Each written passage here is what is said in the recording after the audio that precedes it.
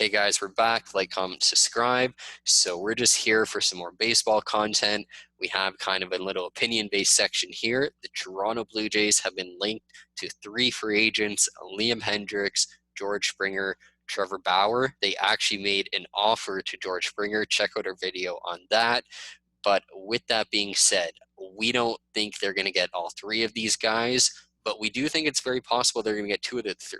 So the question we have is, if you could get 2 of the 3 of Bauer, Hendriks, or Springer, which of the 2 would you take if you're the Blue Jays? Yeah, so the biggest need for the Blue Jays is pitching. I think the easiest way of going about it would be saying Springer, bring him in. That's not the easiest way in my mind, because they have an average outfield right now. They have a below average pitching. They have great hitting. They have below average pitching. So the biggest need is in pitching right now. And I do think that Springer's actually he's, as much as the Blue Jays offered him a contract, they're clearly far off in negotiations, which to me could just be a way for him to drive up his bidding price when we do know there's other teams that are interested in his services. We also know that other teams interested in Bauer, but to me, Bauer is at another price level. He's going to cost you more money. He's going to cost you just as much term. Instead of that 120 that the Blue Jays probably offered Springer today, I don't know. I'm just guessing. Bauer is going to cost you $35 million per year, and he might not be worth that much. So that's why I think that he's going to play himself out of contention for a couple other teams, while Springer is still in that valuable under $30 million per year category that a lot of other teams can also offer him. And in all reality, as much as he's going to cost us more, we need a starting pitcher. By bringing in Bauer, go check out our videos about it, guys. I've talked about Bauer with Toronto at length, but Bauer and Ryu is a legitimate top 2 or top 5 1-2 goes in the league any single day of the week. They are very good players. Ryu is very underrated, and Bauer is coming off a Cy Young, guys. So if you're able to bring him in, but fantastic. But I think that the fact that they were tied to Hendriks today by the Dundee visit does lean in the direction of bringing Hendriks back. I've talked about Hendriks at length as well. I think he's a great pickup for our team. He's played there before. And Bauer and Hendriks just solve their issues. Springer would be an excess for them. They'd have to try to find a trade somewhere. But they don't need the excess in the outfield. They need the help pitching. So if they can do it, I think they should. And I think that the being linked to Hendriks just puts us in contention to being linked to bring in a top starting pitcher as well, like Bauer. Yeah, I mean, it's difficult for me because I know how good Trevor Bauer is. I've always been a huge fan of him. And even in those videos, I spoke at length agreeing how good this pitching staff would be, how they need that starting 5. I guess really where it becomes difficult for me is I really do like Springer on that team, and I don't think Trevor Bauer wants to play with George Springer, let alone any member of the Houston Astros. And Springer was a huge member of that team.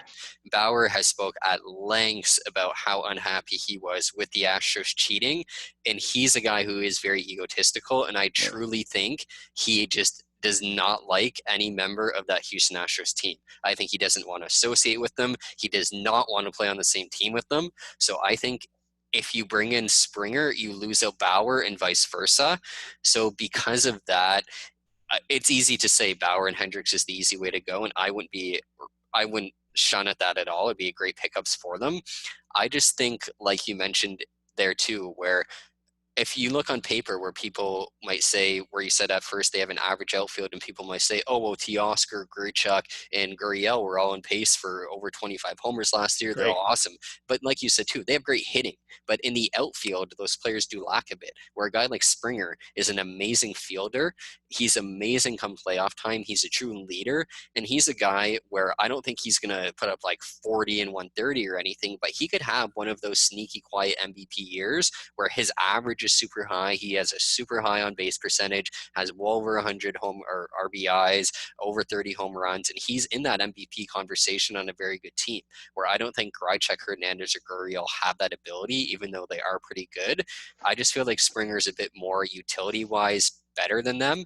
And then Hendriks, I think, would be the perfect second addition. I did, again, because I don't think Bauer wants to play with Springer. No need for that drama.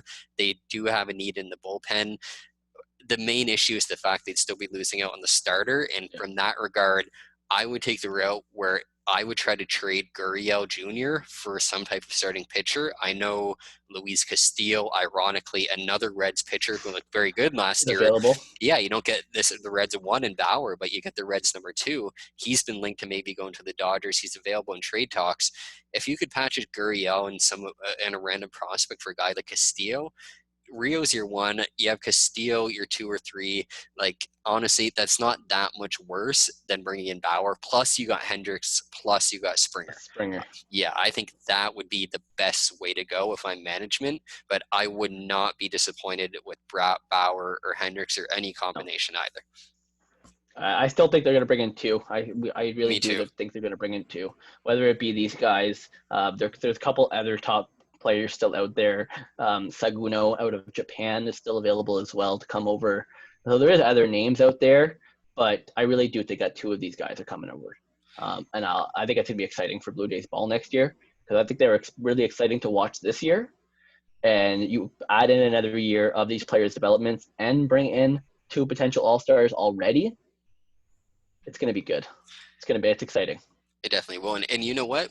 We even didn't even speak about it, but like the AL has a DH too. So like you might not even have to trade any of those. You could potentially run all four of those outfielders at the plate and they're Yep. all super good hitters. And you could move Yep. one of the lacking defensive guys to that DH position. And that 1 through 9 hitting And lineup is so good that you're pitching, if it's off a bit, it doesn't matter. So outscore them. exactly. And they could still They make were other doing it last moves. year. Yeah, and they could still make a prospect move for a guy like Castillo too, even if they do They bring still it. the Blue Jays still Yeah, have a pretty deep prospect pool. they do. So they can definitely make a trade at any moment. So it's definitely something that's very possible. I would, like I say, I wouldn't be disappointed with any two of these guys.